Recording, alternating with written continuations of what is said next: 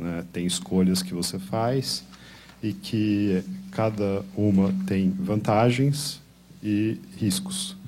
Então, eu vou falar coisas aqui de técnica, de estilo, que podem ser melhores ou piores numa negociação real.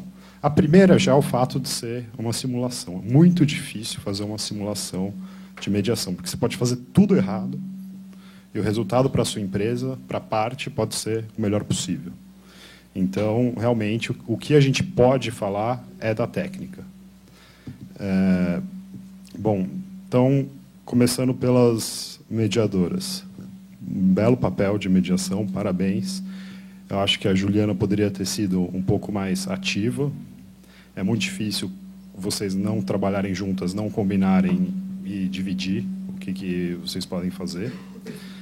Talvez uma forma para fazer isso seja falar, ó, eu faço a parte inicial, tá?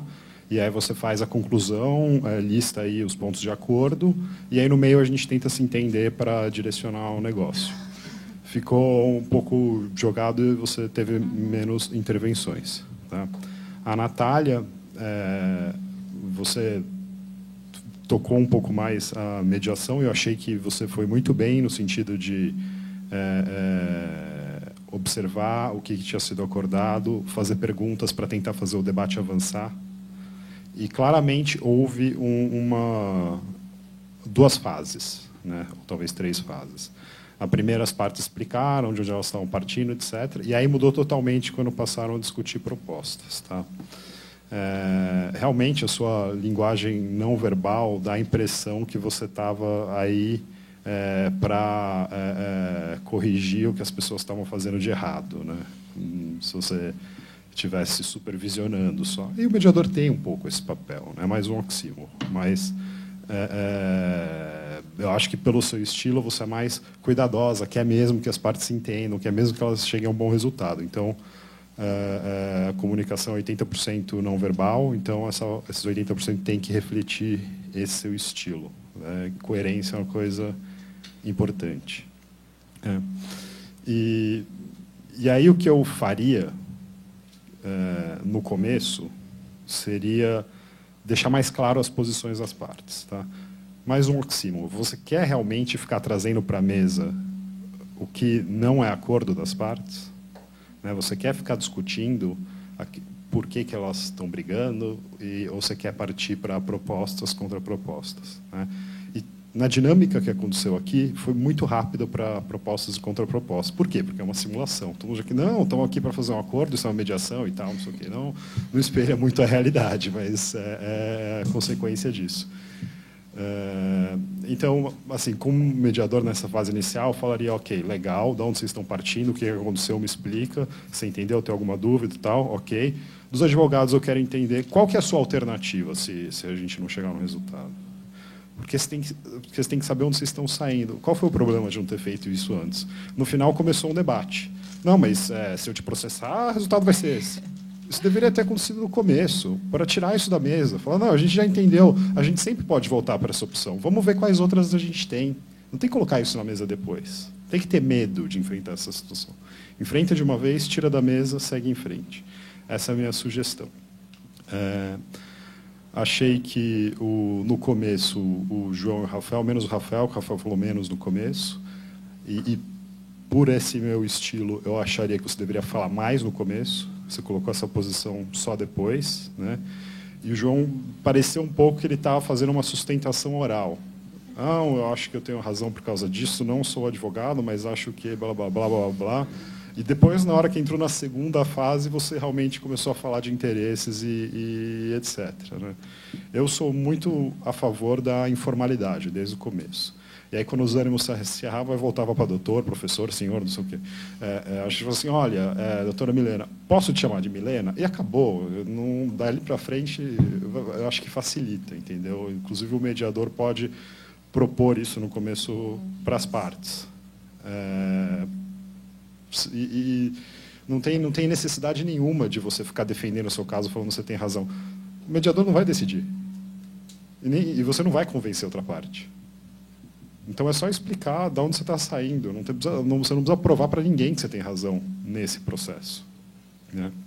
E aí parecia que no começo eles a Milena e o Danilo estavam mais compreensivos, colocando as questões que eles entendiam importantes, etc. Não foi assim até o final. Uma coisa que eu fiquei preocupado com o lado de vocês. Vocês falaram, a gente está com dificuldades aí nos custos, você vê, a gente não é muito organizado como faculdade, com os gastos. Mas, olha, eu quero que vocês paguem meus gastos.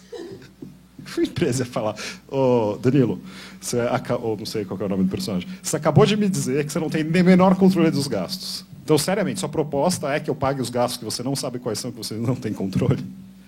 Então, havia aí uma pequena contradição dentro da sua proposta. Vocês deveriam ter refletido sobre isso. E não ficou muito bem explicado o que aconteceu.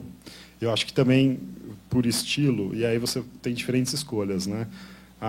Por exemplo, num processo judicial, talvez seja uma estratégia você falar assim, ou arbitral, bom, essa questão é ruim para mim, se ninguém levantar, eu não levanto. E deixa. Isso é um risco. Qual que é o risco? A pessoa que vai decidir falar, não, eles não falaram nada porque eles sabem que estão errados. Ou podem não se aperceber. Na mediação, o risco que você corre é a outra parte ficar com o pé atrás e achar que você está escondendo alguma coisa. E, nesse caso, você realmente estava. Né? Então, eu, por estilo, colocaria isso na mesa. Olha, pisei na bola, errei, o que aconteceu foi isso, desculpa, não vai acontecer mais.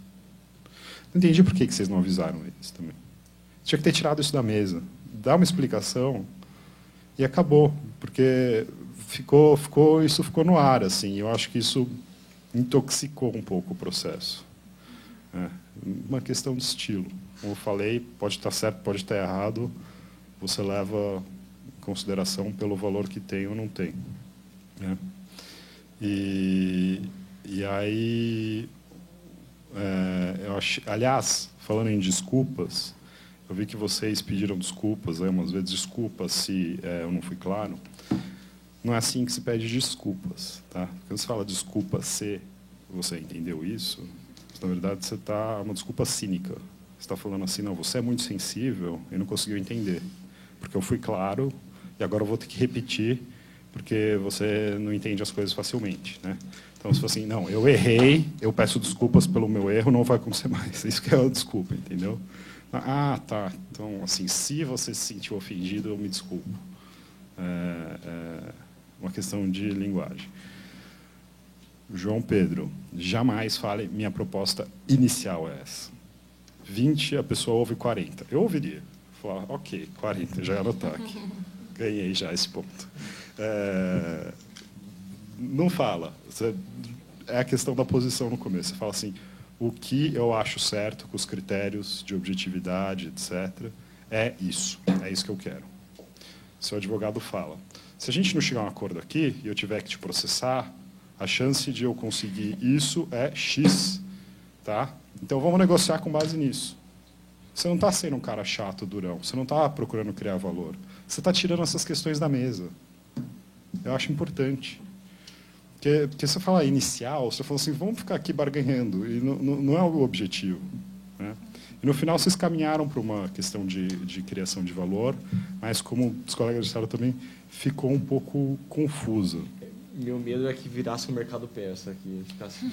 Num mercado persa, o que acontece? Você chega e fala assim, eu quero pagar tanto nesse tapete. O que o cara fala? Meu Deus, você me mata assim, você não sabe os meus custos, eu tenho 10 filhos para alimentar. Né? Isso eu chamo de ficar chorando. Não é assim, processo de negócios, de sofisticação, não tem que ficar chorando. Não tem que falar, eu tenho que remunerar minha empresa. E você não tem que falar, eu tenho que construir meu centro de pesquisa, coitado da minha universidade, não tem... Isso não tem a menor relevância. Por isso, volto de novo, coloca a posição, fala, o que aconteceu é isso, o que eu acertei foi isso, o que eu errei foi isso, eu me senti maltratado por causa disso, sei que não foi a intenção de vocês, e eu acho que para a gente corrigir, esse é o acordo que a gente tem que chegar. Não interessa os problemas que você tem. E aí me leva por outro ponto. Eu achei que eles estavam muito mais nesse sentido, colocando posições, vocês estavam meio que ganhando na parte técnica no começo, entendendo, ouvindo, eu entendo sua posição, a Milena falou muito isso, você explicava a questão da universidade, etc. Aí, no momento que você falou, eu não tenho autoridade para fazer um acordo melhor que isso, opa, isso aí é técnica de advogado durão, é chato. Não é uma técnica boa, na minha opinião. E aí eles pegaram isso na hora e poderiam ter dado um checkmate aí, que vocês acabaram fazendo um acordo rápido para evitar isso. O João e o Rafael foram muito rápidos. Falaram assim, não, ótimo, então traz seu chefe aqui. Não tem o menor interesse em discutir com você se você não vai poder fechar um acordo. Que é exatamente textbook a resposta que você tem que dar quando alguém fala não tenho autoridade. Então, muito cuidado com isso também. As despesas com relação à venda. Não ficou claro se ou não houvesse vendas ou se as vendas dessem prejuízo. Se ia ser pago ou não, o valor que foi acordado.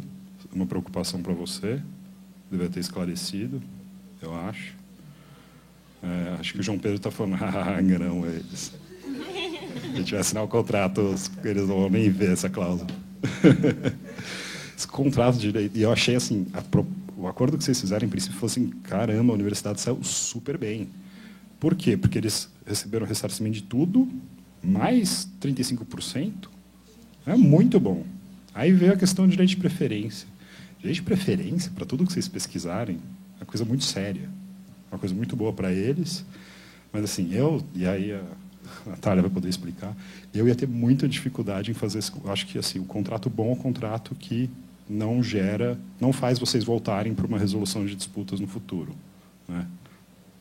Assim, isso é inevitável em alguns casos, mas potencialmente diminui a chance disso acontecer. Esse contrato, seria muito maduro para acontecer isso. Por quê?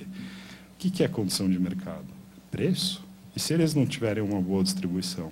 E se eles não tiverem um bom sistema de produção? E se a outra tiver? E o deles for mais barato? Tem que pensar nesses critérios também. Então, foi um pouco da afobação por esses problemas de estrutura, de fechar um acordo no final. Mas, mais uma vez, parabéns. Eu acho que vocês fizeram um excelente trabalho. E parabéns também por se colocar aqui à disposição, de ficar ouvindo esses comentários, que, como os outros oxímoros que tem um lado desagradável, mas espero que tenha um lado positivo também. Bom, só a última é o papel mais difícil, depois dessa doutrina aqui de mediação, fazer os comentários. Mas, em primeiro lugar, eu queria parabenizar vocês. Acho que cada vez mais a equipe da GV, da USP, estão indo super bem.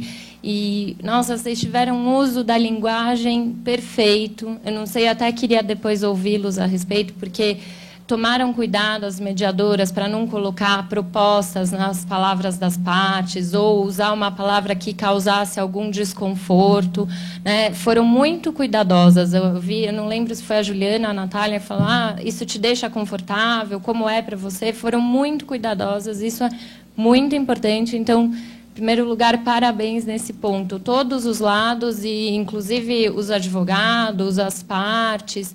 Senti um pouquinho de falta do acolhimento dos advogados pelas mediadoras. Isso talvez ajudasse se eles elevassem o tom, como o Rafael comentou que poderia ter ocorrido. Rafael ou Diego, não lembro, comentou que poderia ter ocorrido. Então, só lembrem de colocá-los no contexto também, porque vocês pegaram partes e advogados cooperativos, mas não é o que normalmente ocorre. Então, tem que colocá-los no contexto. Eu vou fazer os pitacos de mediação bem rápido e entrar um pouquinho na matéria de direito.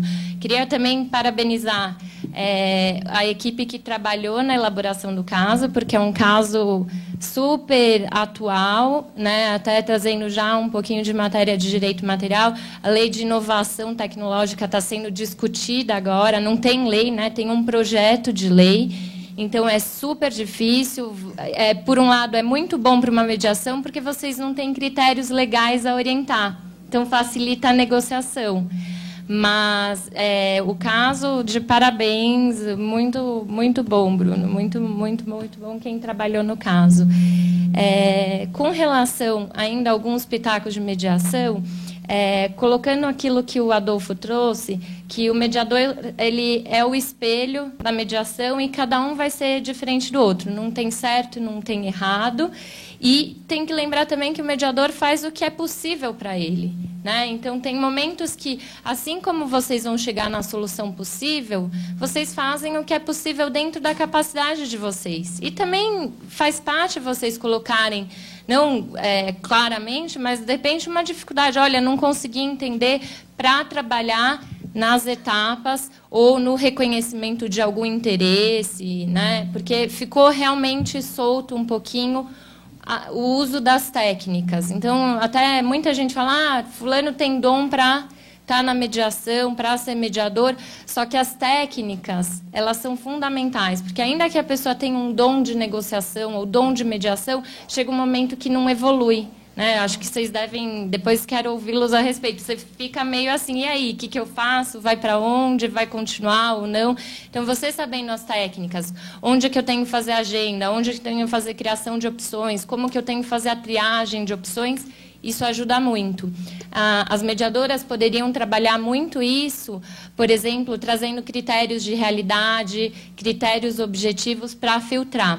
E agora, já entrando, fazendo o link desses critérios que vocês poderiam ter trazido, trabalhando nas perguntas, já fazendo o link com a matéria, é bom colocar... Dessa vez, vocês estavam numa situação de partes totalmente esclarecidas, totalmente que sabiam, muito embora, às vezes, a estratégia se confundisse, vocês sabiam onde queriam chegar, porque o último caso que a gente trabalhou tinha uma parte mais vulnerável, que era o caso do metrô. Então, vocês estavam trabalhando com partes em níveis iguais. O que os mediadores poderiam trabalhar sob a ótica de direito material? São óticas completamente diferentes. Um é a academia e o outro é a empresa. O que está por trás? O que motiva a universidade? O que motiva a universidade é completamente do que motiva a empresa, e daí porque a questão do direito de preferência, tomar muito cuidado com isso. Primeiro, vou trazer o lado da empresa. A empresa está orientada para lucro, está orientada para risco, está orientada para que mais? Que mais vocês poderiam trazer, vocês que exploraram a empresa? Tem um produto mercadológico. Não é uma pesquisa, né? Não sei, mais algum ponto? Muito provavelmente a empresa, até isso foi uma discussão na elaboração do caso, ela quereria a cessão da patente. Eu não quero licenciar, eu quero ter essa patente comigo e não quero ter que ficar... não quero ter... Não, isso, mas uma discussão assim, que vocês poderiam trabalhar, ou uma licença, pode-se falar de uma licença perpétua, entendeu? Eu quero ficar com isso sem ter alguém que me impacte na minha atividade. E como vocês poderiam, de repente, jogar com eles? Bom, eu vou assumir o risco, vocês querem dividir, mas vamos dividir os louros e os ônus. E se eu tiver um processo... Porque para conseguir, além da patente, tudo, tem que formular o medicamento, fabricar isso, tudo, e tem que ter autorização posterior da Anvisa para comercialização. E isso hoje é uma guerra, porque a Anvisa acha que pode fazer análise também para conceder patente, e muitas vezes o que acontece é que você tem a patente e não tem o produto. Então, vocês poderiam muito trabalhar nisso. Vocês poderiam, olha, tá bom, então vamos dividir os riscos de tudo? Se esse medicamento não tiver resultado nenhum para mim, como que a gente fica? Né? Isso falando da lógica de vocês. Agora, vindo para a lógica da universidade. E também, um outro ponto, a empresa ela quer fazer a pesquisa direcionada. Ela quer uma pesquisa com fim. A universidade quer uma pesquisa de meio, porque ela quer ver o que ela descobre, o que ela inventa, né? E isso, para vocês conseguirem esse direito de preferência, vocês orientarem a pesquisa tudo, é terrível para a universidade. Tem que pensar muito nisso, porque universidade, primeiro, e isso, conversando com muita gente da indústria farmacêutica, vocês veem que tem um lobby tremendo de desenvolvimento de medicamento, o que é interessante, o que não é. Então, a universidade tinha que se resguardar um pouquinho nesse ponto. Outros pontos que poderiam ser resguardados pela universidade. Eu já fui bolsista e também sei como que é a questão de produção, de pesquisa, tudo. A universidade quer o nome dela lá. Ela quer o reconhecimento. Eu quero, isso se não tiver algum autor aí, né? Porque normalmente desbarra problema de direito de propriedade intelectual se não tem alguma pessoa física lá, oi, eu quero a autoria disso. Entendeu? Inventor mesmo, não sei qual que é a relação. Normalmente, quando trabalha para a universidade, já tem a destinação que tudo é para a universidade se não tiver alguma estipulação em contrário, né? Mas a universidade quer o nome dela vinculado. Então, isso eu falo porque eu fui bolsista e a FAPESP me exige até na minha ata de defesa pediu para eu comemorá-los. Então, a universidade tem que pensar sempre nisso, né? Eu quero estar como a universidade tem ranking de bens e materiais, quantas patentes depositou, para efeitos de divulgação no exterior, tudo. Então, tudo isso vocês poderiam ter explorado do ponto de vista da universidade. O que mais vocês teriam como interesse, além disso? Tem uma discussão enorme. Tem a patente do produto, a patente do processo, tem patentes decorrentes, entendeu? Então, isso não sei se talvez vocês pudessem explorar se tivessem os detalhes do caso mesmo. Mas, pensando assim no interesse da universidade, e a universidade também, a questão do direito de preferência, vocês também têm que tomar cuidado com isso. Porque, de repente, vem uma empresa e fala, olha, eu dou dinheiro sem direcionar em nada a sua pesquisa. O que eu tinha entendido pelo direito de preferência, muito provavelmente eu entendi errado. Então, eu tinha entendido que era, por exemplo, a gente descobre a cura para essa doença. Eles têm a preferência em explorar esse remédio. Ah, tá. E por isso eu quis frisar bastante a questão do ajuste mercadológico. Porque eles têm a preferência. Mas se a indústria quiser pagar 200 e eles quiserem pagar 100, eu vendo para outra indústria. Eles têm a preferência... Tá, entendi. Do medicamento, do produto da pesquisa. Aí eu usei o exemplo do GPM, do aluguel. Tá. Eu entendi que tinha preferência na participação de pesquisa, não necessariamente do resultado da pesquisa. E aí isso é um ponto que... Oi? Não, era exatamente isso. Por exemplo, nós estamos investindo 20%, então, e como foi dito também que esse 20% podia ser investido em vários jeitos diferentes, então tudo bem, mas então eu vou participar dessas decisões. Uhum. Então, até porque não faz sentido, tá? E aí foi nessa linha de argumentação mesmo, que aí seria uma espécie de interação assim, da empresa em cima do fundo, né? Uhum. Que é perigoso. Então, e aí isso caberia também às mediadoras explorarem, né? Vamos perguntando. Eu acho que é isso, assim, do comentário do ponto de vista de técnico era o que eu tinha e muito parabéns. Acho que as perguntas foram bem exploradas, óbvio, poderia ter investigado um pouquinho mais, ter pensado nas etapas do processo, mas acho que vocês foram bem e sempre pensando assim, sob que ótica eu estou? Né? Eu vou defender meu interesse sob que ótica e o mediador, ele é multiparcial, ele é sob todas as óticas. Então, eu tenho que trabalhar isso para ficar muito claro de se colocar, qual que é o risco para você, empresa? Você fala tanto em risco, o que é risco? Né? Milena, e o que é esse pacotinho de chocolate em cima da mesa? Ou você traz para todo mundo, ou você esconde, porque as pessoas vão ficar com vontade.